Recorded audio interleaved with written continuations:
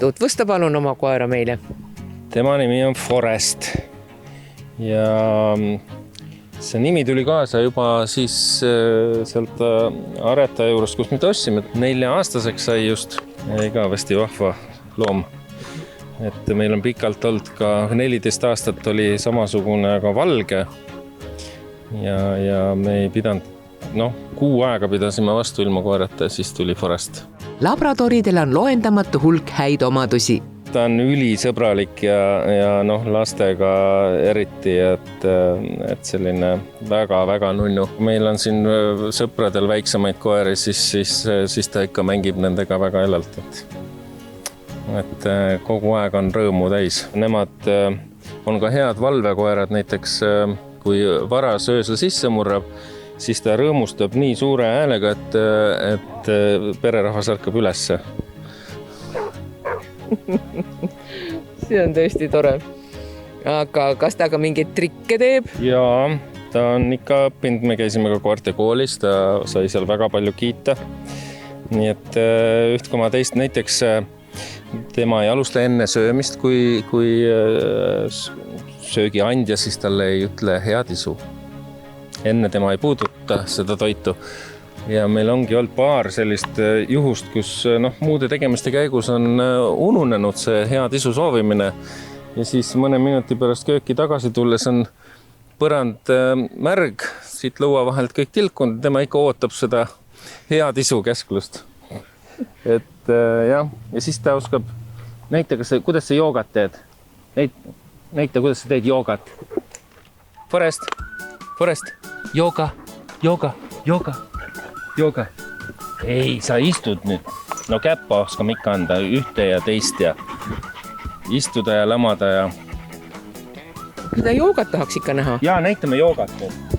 Forest, jooga. Forest, jooga.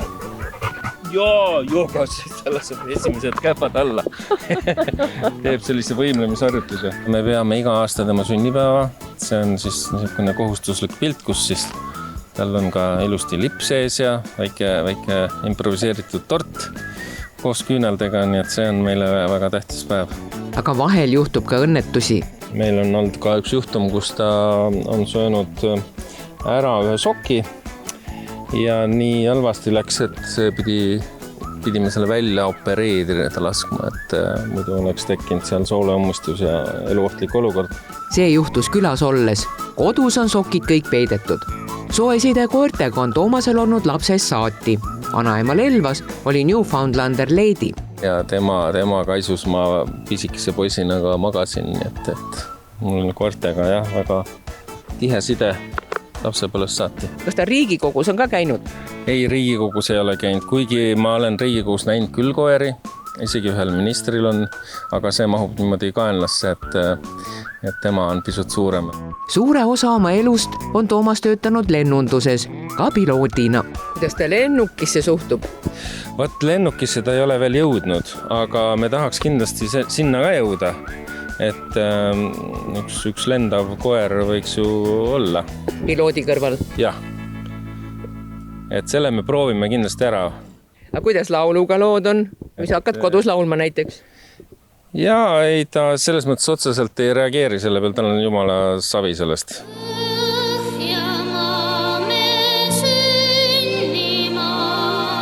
Lapstähena laulmisega alustanud Toomas Uibo ei esinenud solistina vahepeal 35 aastat, kuid naasis soololaulu juurde pilvena TV3 saates Maskis laulja 2020. aastal.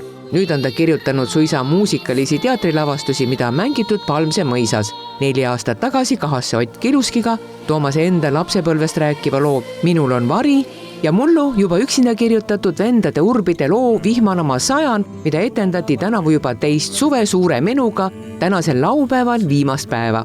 Kas Forest on ka etendust näinud? Võt ei ole, aga laupäeval tal see võimalus ilmselt tekib, et siis saab kuulda, mis ta sellest arvab.